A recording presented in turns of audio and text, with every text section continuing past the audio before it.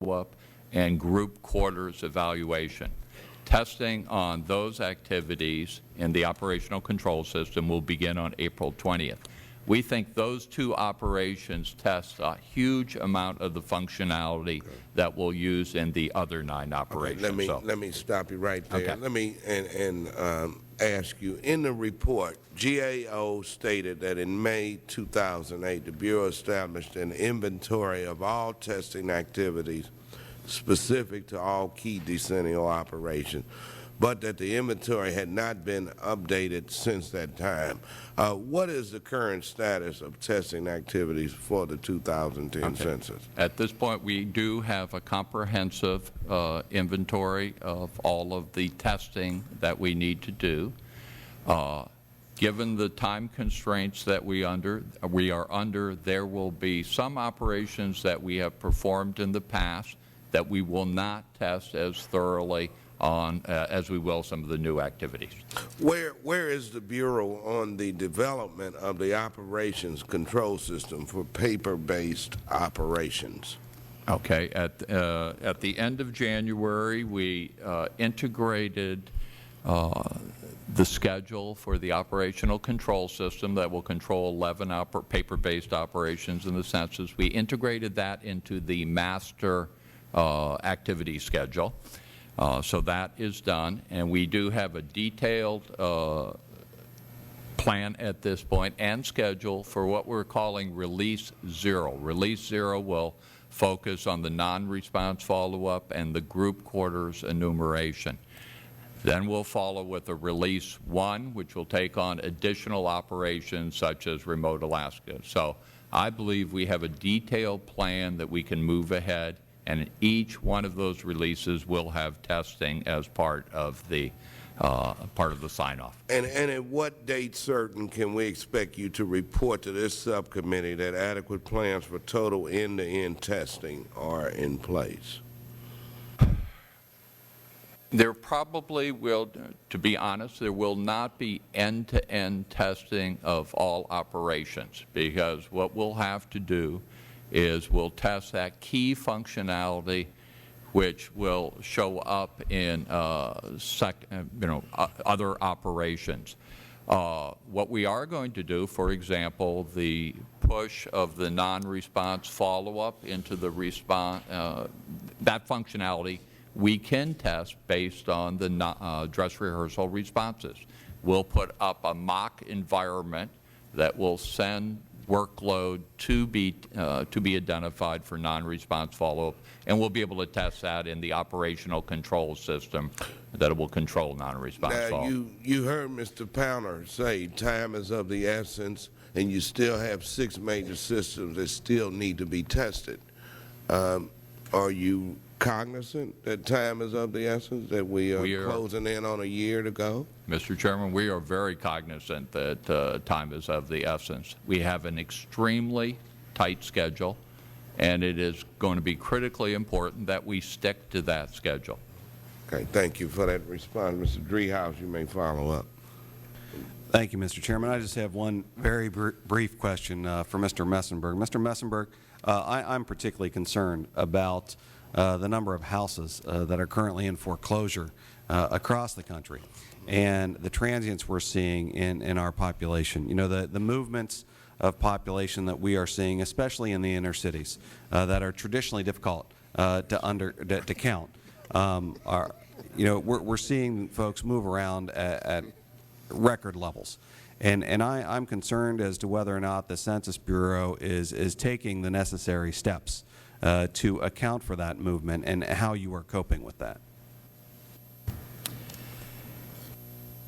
It is a growing problem. There's no doubt about that. The address canvassing operation that we will start at March 30th will visit every address, whether occupied or vacant. So the critical first step is to ensure that we have a complete address list for the 2010 decennial census. So that's job one, to make sure we have the list. Mid-March of next year, we will mail out report forms to almost every household in the U.S. If that address is vacant, then they will not respond to the form, and they will go into the non-response follow-up operation. We will send an enumerator to that address to see if anyone is there. If they are there, we'll collect the data. We'll go back 6 times to make sure that we can reach a person. If it's unoccupied, of course, we'll miss them. We have taken some steps to address this issue. So we've added 2 questions to the 10-question 2010 census form that gets at coverage problems.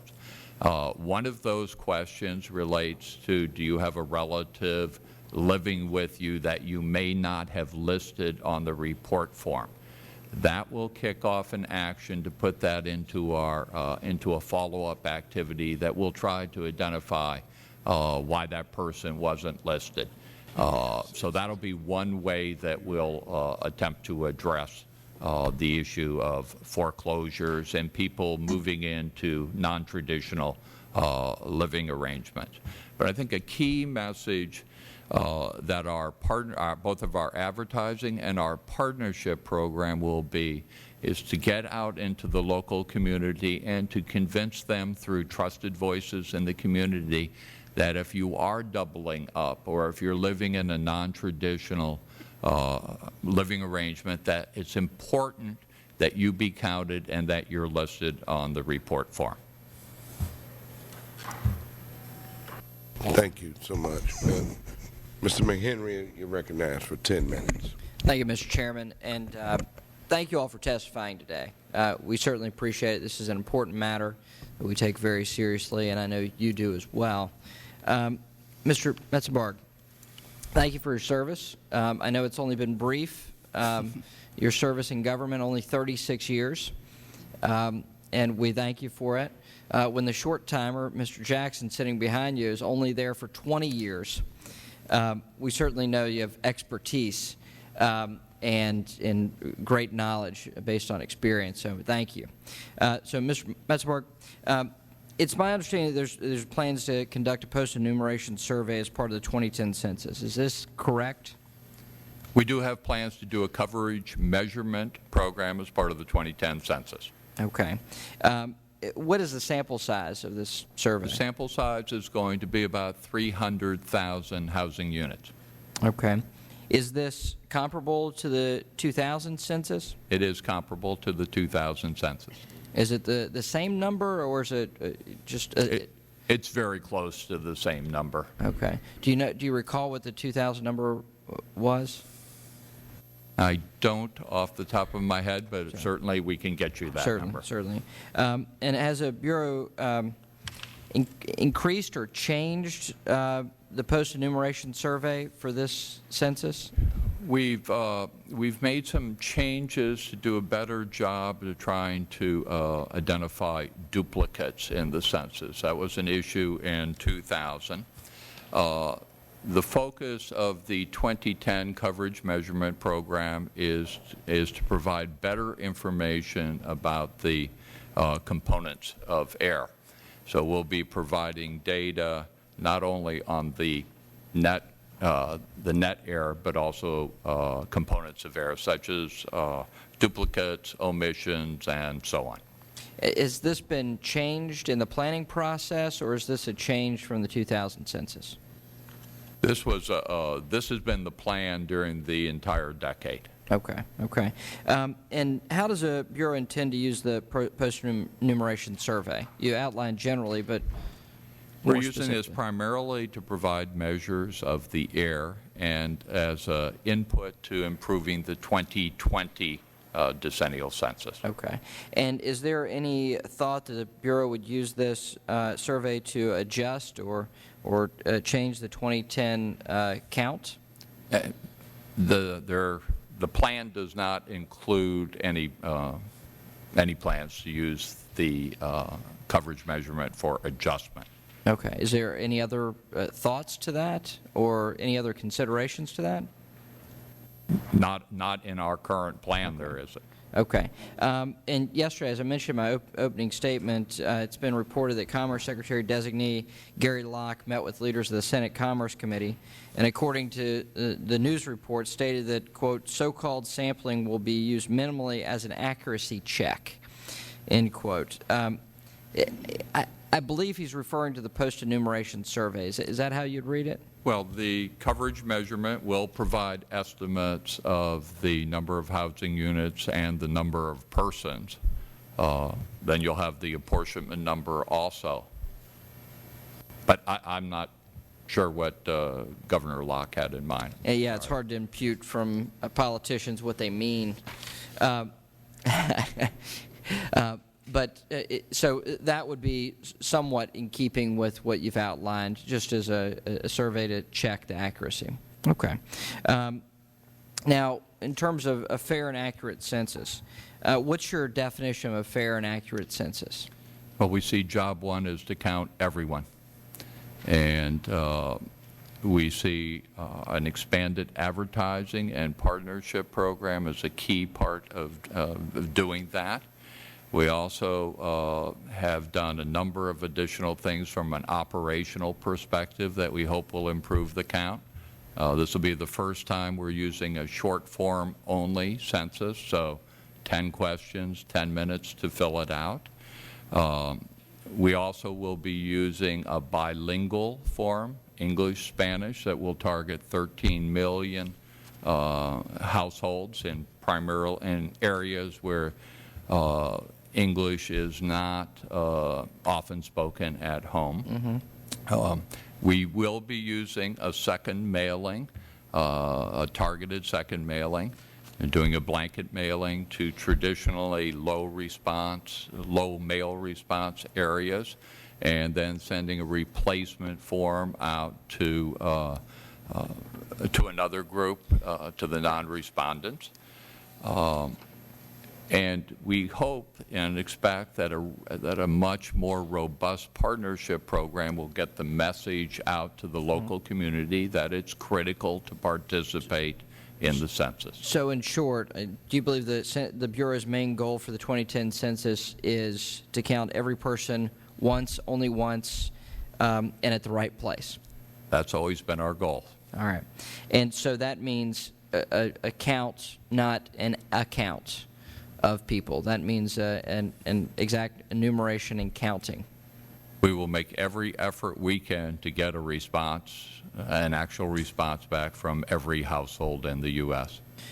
Two of the greatest challenges, you've mentioned this, and I'm glad the Bureau has really thought through the undercount and overcount numbers, and appreciate the fact that you have programs directly focused on the undercount. And would you describe the challenge of the undercount and the overcount as one of the most challenging of the challenges the Bureau faces in the 2010 census?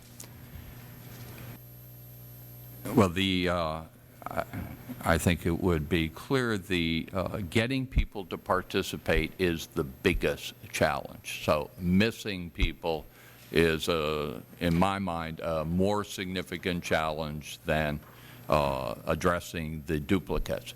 We've done both things. We've added 2 coverage questions to the 2010 census. One's to help us get at undercount, where someone incorrectly or mistakenly left a person off the report form that should have been on the report form. And we have added another question to help address the overcount, where someone may have included, let's say, for example, a college student that should have been counted at the dorm where they spend most of their time. Okay. So there are 2 questions there, and answers to those questions will generate a telephone call as part of our coverage follow-up operation to try to gather more information to get the person counted in the right place. Well, you know, I think we all understand the sensitivities of ensuring that undercounted communities and people are, you know, focused upon and ensure that we actually get them counted, which takes a lot of effort, a lot of resources, and we want to be of assistance to that with you and the stakeholders in this.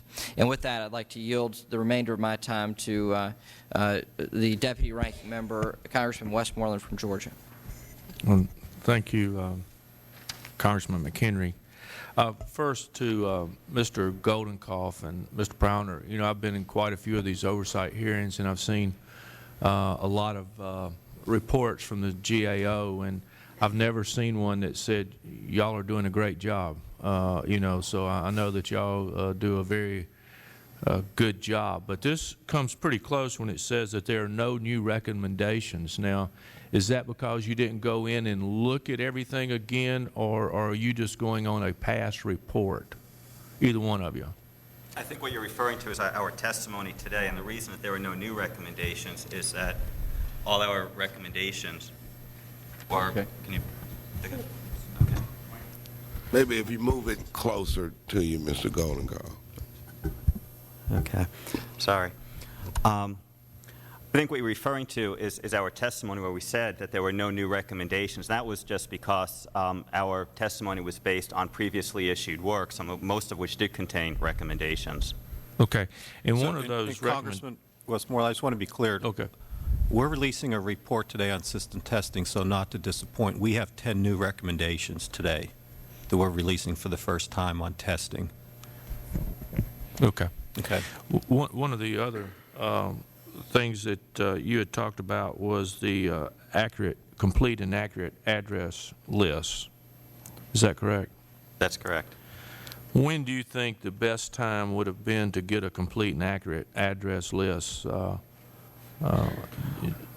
It's something that goes on throughout the decade. The Bureau is constantly working with the Postal Service through the Postal Service's delivery sequence file to update the address list. And now, as was already mentioned, or starting in April, the Bureau will go out and actually walk every street in the country to verify on the ground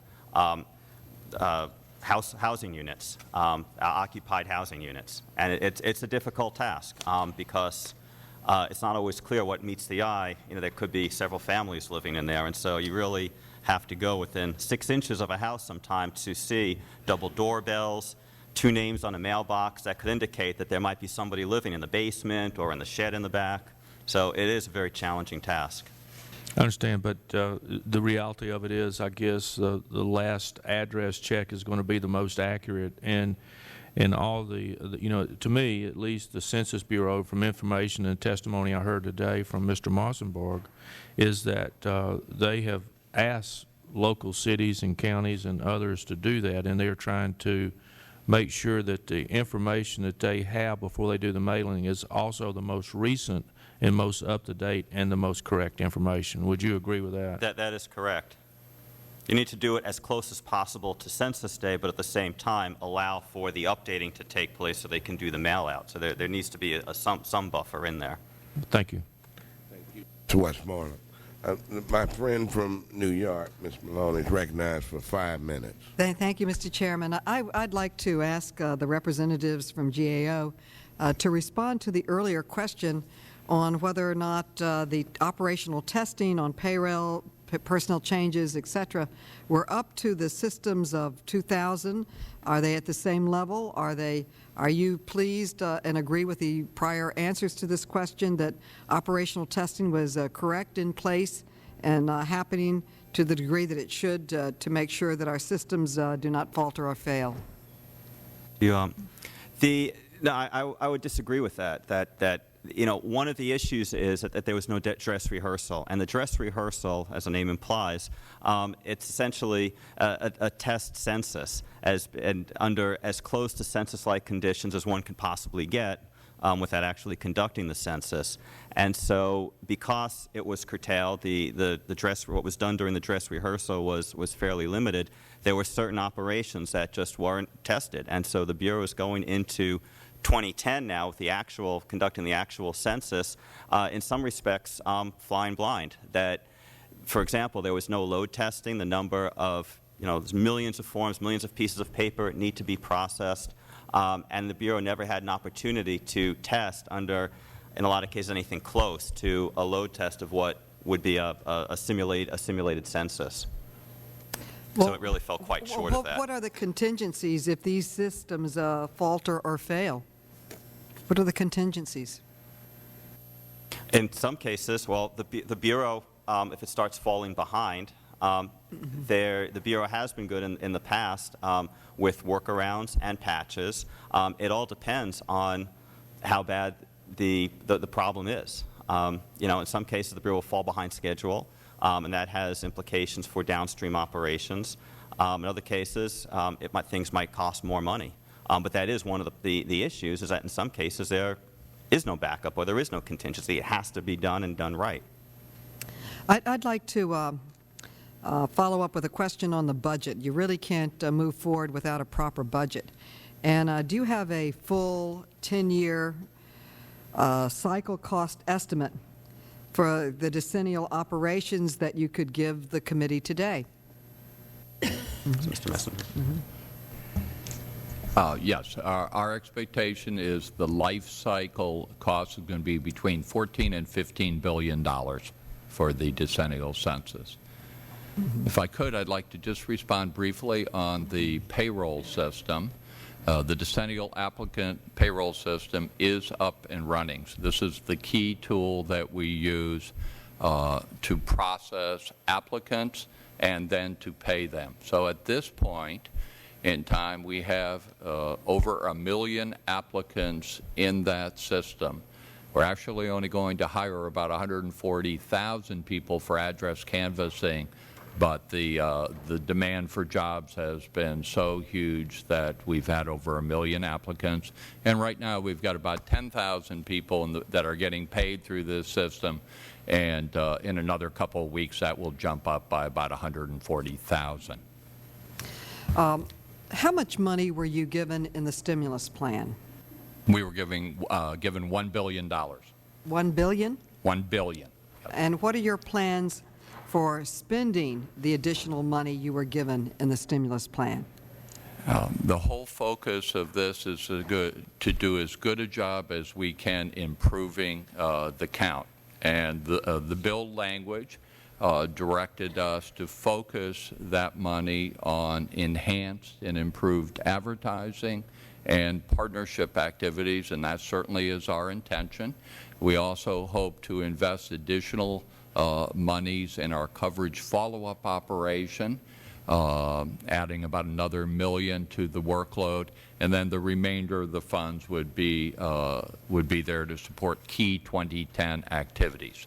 But in the short term, in terms of 2009, the expenditures will be primarily focused on expanded media buys and advertising and our partnership program. And with the remaining money to make other choices, what is your basis for making these choices? Do you have an analysis of what needs to be done or other areas that you need help and support to make a more accurate census? Our criteria have been to focus on those activities that will contribute the most to the census. And actually, we've provided a plan to the Office of Management and Budget in terms of what our focus is, and we're awaiting their response at this point. Okay. Thank you very much, and my time has expanded, is no longer, I've used up my time. Thank you. Thank you for all your hard work. Ms. Maloney, I now go to the gentleman from Utah, Mr. Chaffetz, for 5 minutes. Thank you, Mr. Chairman. Mr. Messenberg, you're a career civil servant, correct? Yes, I am. With more than adequate funding, do you believe the Bureau has the talent and capability to oversee a professionally implemented and successful 2010 census? I do. I'd like your opinion as the Census Bureau professional on an important matter. You're currently operating without a presidentially appointed Senate-confirmed director, correct? That's true. Do you believe the Bureau has the talent and expertise to continue planning for and implementing a successful 2010 census without a presidentially appointed Senate-confirmed director? Well, I'm doing 2 jobs at this point, and I guess what I see my job is right now is to continue to execute the plans to conduct a successful 2010 census.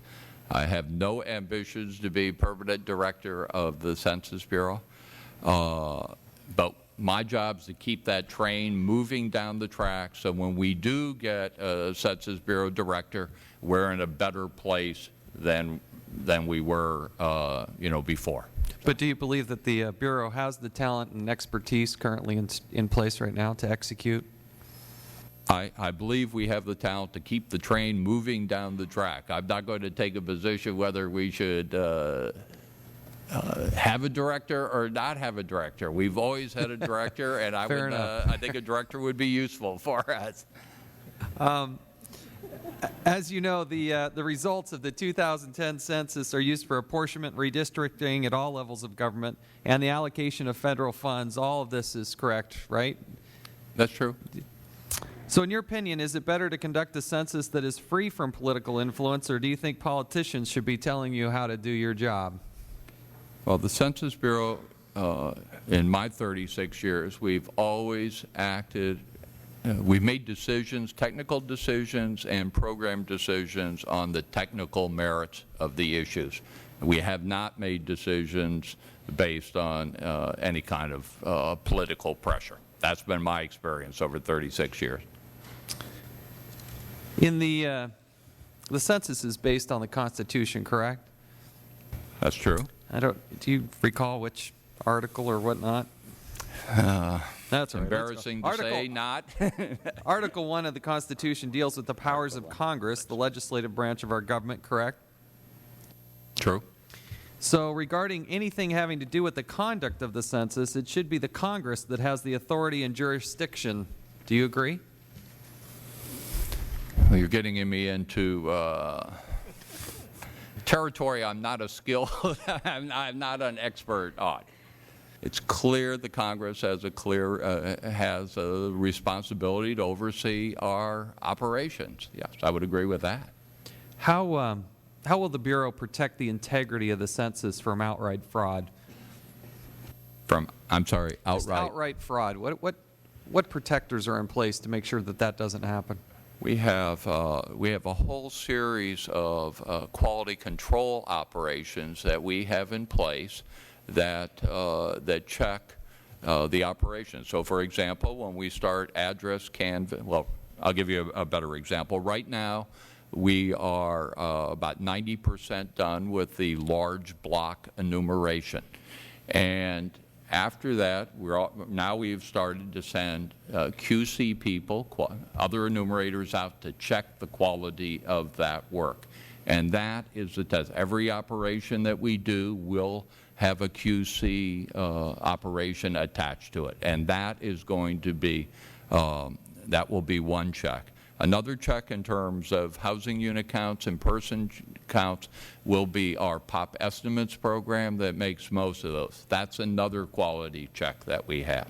So if you have an enumerator who fraudulently fills out data and then submits these facts, do you believe there's a check and a balance in place? I do believe that we have a check in place that will identify that problem. Yeah. What is it to keep somebody who gets the form in the mail and then knowingly fills it out incorrectly? I mean, grossly incorrectly. How do we deal with that? Well, there'll be some additional checks against some administrative record information that we have access to, but that's going to be very, very difficult to catch every one of those if a person added an extra individual in the process. But we will do some re-interviewing there.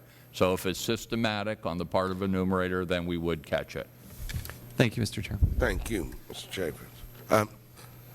Mr. Messenborg, let's go back to the operational control system. The OCS is the brains of the whole system of the field operations. When will end-to-end testing for the OCS be in place?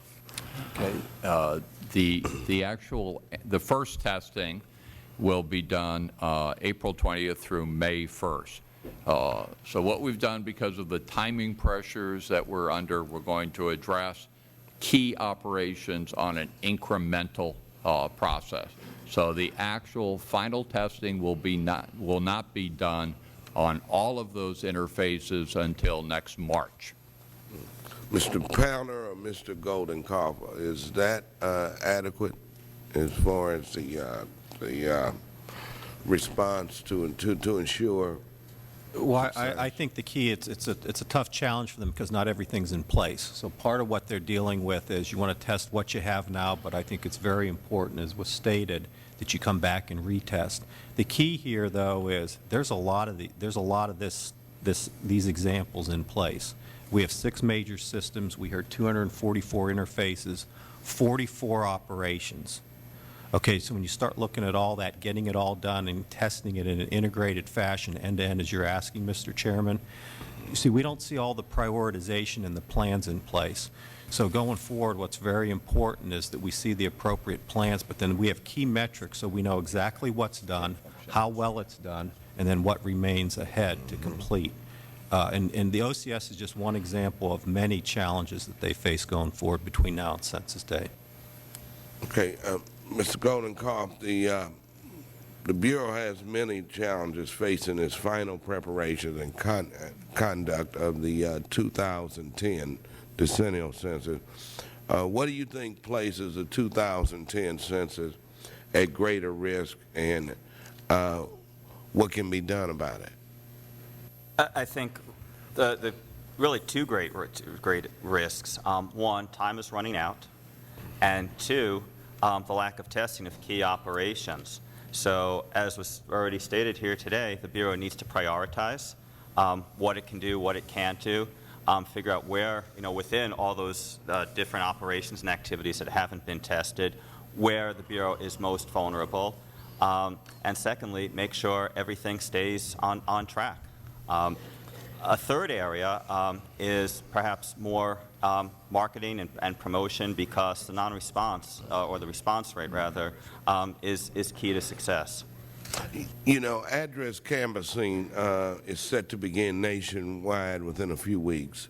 The Bureau never was able to carry out an end-to-end test of the new handheld devices with all other procedures in the field.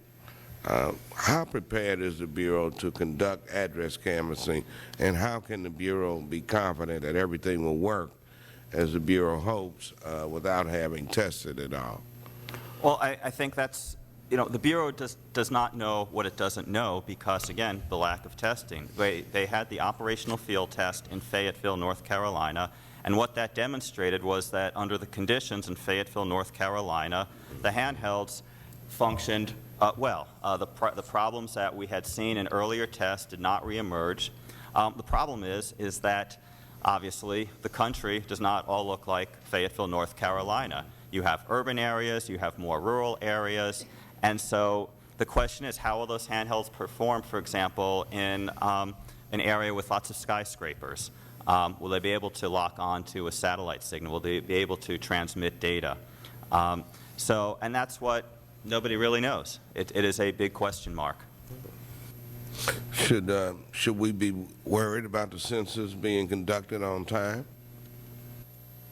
I think that it will, it come April 1st, forms will go out by law. They need to. The question is really accuracy and quality of the census, accuracy and cost rather. That's really what it comes down to. Key operations, they will get done. They need to get done. It's just a question of how much will things cost and how good will the results be. Okay. At the end of the day, the data need to be delivered to the President come December 31st, 2010. So whether they need to compress operations or speed things up at some point, they are under the gun. And so things will happen on time. It's just a question of cost and accuracy. Sure. Thank you. When the Census, Mr. Powner, when the Census Bureau provided comments on the GAO's report, it stated that it was putting much more focus on testing new things for 2010 and not testing things that have worked before. What is GAO's assessment of the Bureau's comment? We would not agree with that. It's important, clearly it's important to test new things, But if you have old things that are critical and you change software and hardware associated with that, that needs to be tested. And that was really the focus of our report. It's really based on a prioritization. So the prioritization might be new things, but it could very well be older things also.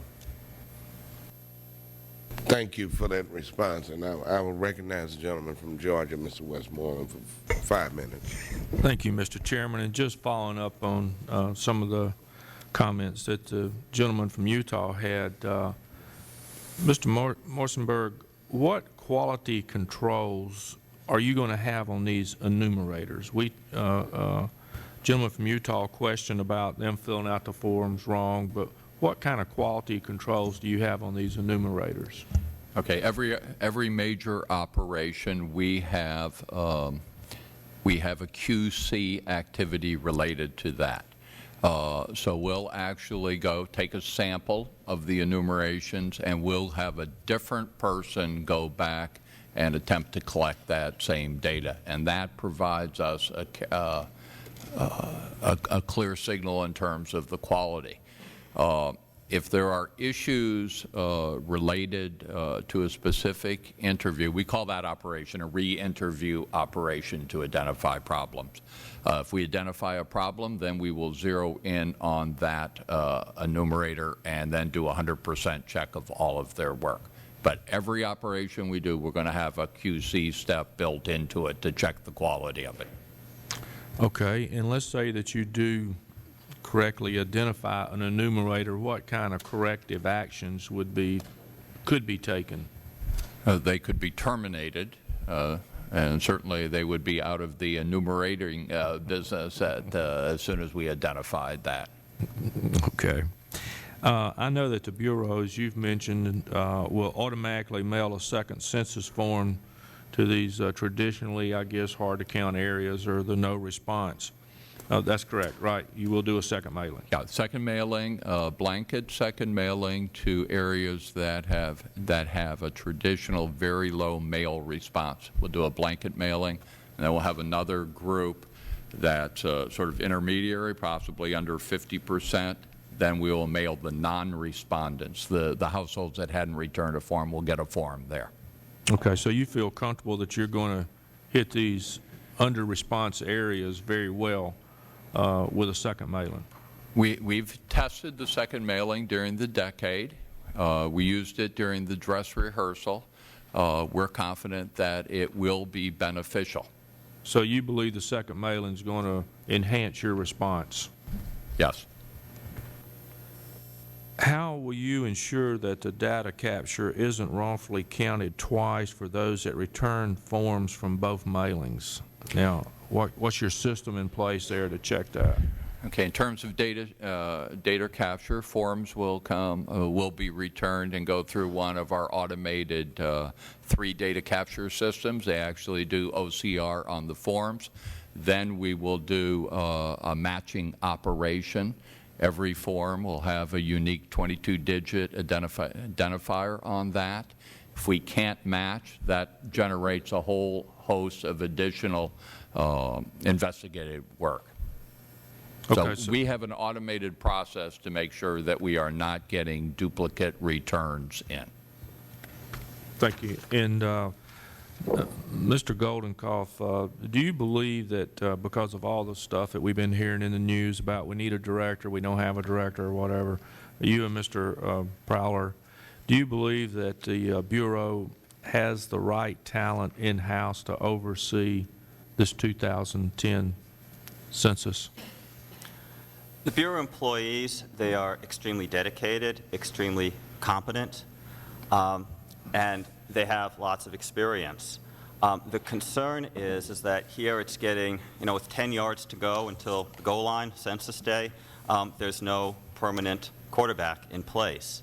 And the other issue to consider as well, not only who's calling the shots, who's being held accountable by Congress to the American taxpayers. This is also the time when the Bureau starts planning for the next census, the 2020 census. And so you need somebody in place who will be responsible and held accountable for that as well, and making those sorts of decisions. So clearly the competency is there. There's no question about that. We've seen it in past decennials. But we need someone who is a strategic leader and someone who is, goes through the conventional selection process. Okay. Given that this short form, and it's only a short form for the census, do you think that better equips the Bureau to conduct this census than in previous? Most definitely. It should improve the response rate because it's less burdensome than having a short form and a long form. I mean, back in 2000, studies have shown that the response rate to the short form was higher than to the long form. So, you're more willing to spend 10 minutes than 40 minutes on the long form. So it makes it a little easier for them to fill it out. That is correct. And probably not as deep a questions or personal questions as it was. But is my time up, Mr. Chairman? Yes, sir. Thank you, Mr. Westmore. I recognize the gentleman from Utah for 5 minutes. Thank you, Mr. Chairman. Mr. Pounder, do you believe that there's enough talent to oversee and conduct the 2000 census? From a technology point of view, and for 2020, the Census Bureau needs more IT talent on board, clearly. If you look at what happened last summer with the FITCA problems, fortunately we have organizations like MITRE. They hired some external folks to come in and help at executive levels. Going forward, there's folks that are trying to do a good job there right now, but going forward we need more IT talent internal to the Bureau. Like previous decennials, the Bureau is using paper and pencil for non-response follow-up. But unlike previous years, we've had better maps for enumerators, a targeted second mailing of the census form to the hard-to-count areas, and likely a better applicant pool from which to hire these enumerators. Shouldn't all these factors lead to more accurate census? Yes, they should lead to a more accurate census. You can handle the non-response follow-up workload faster, which is important because it reduces recall error. So all those things you mentioned should lead to that direction. And if you could just summarize for me again real quickly the major hurdles that you see, and if any of these hurdles, what the consequences would be if we aren't able to overcome those hurdles. Well, first, time is running out. There's just no time for missteps. There's no slack in the schedule. So to the extent that challenges or glitches emerge and those things are inevitable, something comes up in testing, there's not a whole lot of time left to figure what the workaround is. Secondly, the population is complex, demographically complex. And so, as we said in my statement, that a key challenge is converting that awareness of the census into an actual response. The Bureau has been very good in terms of getting the word out. People, 90% of the population or so, is typically aware of the census, but the actual response rate is much lower. So that would be another hurdle. Would you concur or disagree that the census is rooted in Article 1 of the Constitution, which enumerates the powers of the legislative branch? I will pass on that one. I guess the question is, who do you believe the Census Director reports to? Well, legally, to the Commerce Secretary. That, I believe, is in statute. And is it your experience from past decennials that the Director often briefed the President but never, quote-unquote, reported to him? Well, I mean, for what we've seen in news accounts and also from some experience during the Bush administration, there was some contact between the Census Director and the White House, OMB, and that's not necessarily a bad thing. I mean, we've reported here today the census. But communication is a little different than actually reporting right, to. And they're two different things. It's one thing for the White House to be aware of and make sure that the census stays on track, but that is not a reporting relationship. But in terms of holding the Bureau accountable, it's a very powerful tool to have White House involvement. The thing is that the White House, it has to be that right balance between focusing on management and operational issues versus the science of the census. You don't want the White House or any political influence on the science of taking the census. Very good. Thank you, Mr. Chair. Thank you, Mr. Chairperson. Just one question for Dr. Himes.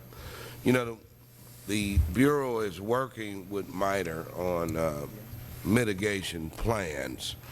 What are your greatest concerns about timetables and the plans?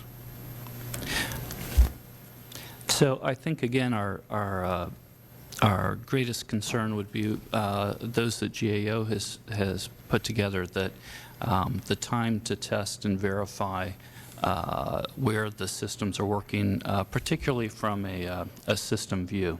So we think that there are tools in place that give Census better insights into the status of their systems than they've had in the past, and the people that are working on them have substantial experience, but it's still a fairly large burden considering the amount of time remaining to track that whole activity end to end.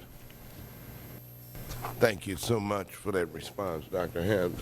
I'll yield to Mr. Westmoreland. Well, thank you, Mr. Chairman. I appreciate that. I didn't have any other questions, but when Mr. Goldenkoff passed on the Article 1 of the Constitution question, I felt like we might want to discuss that a little bit further, that the GAO understands that we feel like the census, the origin of the census is rooted. Oh, that, no question. Article 1, Section 2. Maybe I misunderstood the Article question. 1 of the Constitution, which enumerates the power of the legislative branch. And so, yes, I just wanted to make sure that you understood that, and you were just passing on the question maybe for. No, I guess I misunderstood the question. I apologize, okay. but definitely it's Article 1, Section 2, and that spells out the basic requirements of the census. And, I think, and Mr. Chairman, I would like to just make just a comment, if I could, that we all understand how important this census is for redistricting, for the allocation of federal money.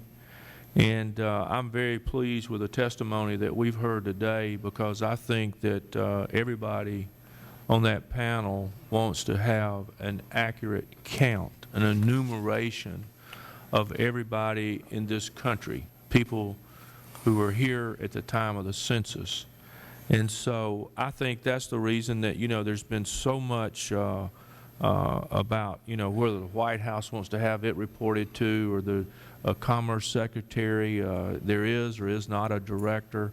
I feel very confident from just the information I've heard from the Census Bureau and the acting director there, and from the GAO and the things that they've looked at, that this process is going forward about as well as it could, and that there's been a lot of hard work put into it. And so I think that the reason there's so much going on right now is everybody wants to make sure that every person is counted. And so I appreciate all of you coming. I want to thank the chairman for having this hearing, because I think he recognizes the importance to each and every one of us, and the fact that we get a very accurate count. And so with that, Mr. Chairman, I'd yield back the balance of my time. Thank you, Mr. Westmoreland. And in conclusion, let me thank the witnesses for their testimony today. If I could ask just one. Oh, you have another question? Yeah, I'm sorry. Okay, I'll yield to Mr. McHenry. I'm sorry, Mr. Chairman. I just wanted to get this on the record, Mr. Metzberg, from the Census Bureau's perspective, and I'm sure these are questions you'd like to answer. Any and all the information obtained from the census forms cannot be used for any other purpose, including tax or law enforcement purposes. Is that correct? That's correct. Okay.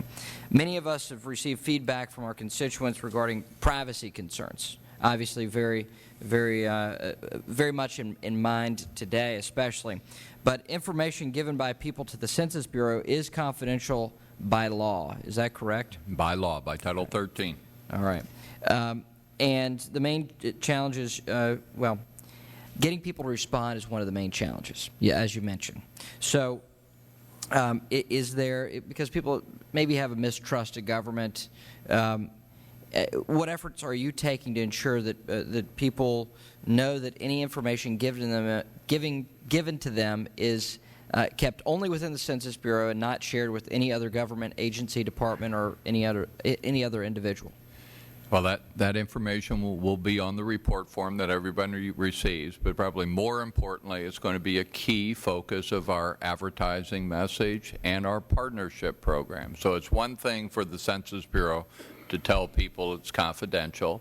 In the hard-to-reach segments of the population, our partnership program is aimed to get a trusted voice in that community to tell people that live in that community. And our partnership specialists will be hired from the community that they're working in, that you can trust the Census Bureau that they'll hold your data confidential. Certainly. And finally, if you and your staff could prepare a follow-up for this. This is too long of a question. Our time is short. I'd like to know the Census Bureau's full plan to minimize the undercounts and overcounts.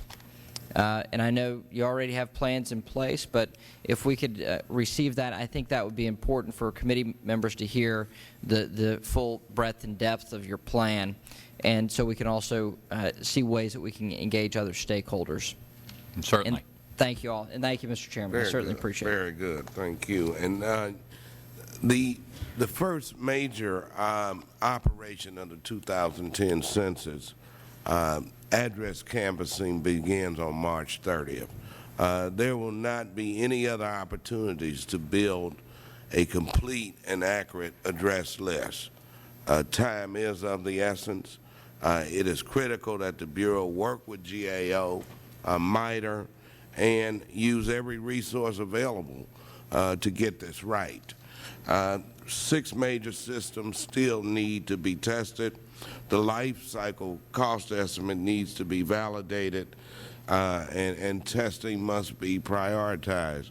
Let me thank all of the witnesses for coming today, and thank the members of this committee for their singular focus and their commitment to seeing that the 2010 census be successful. And on that note, this hearing is adjourned.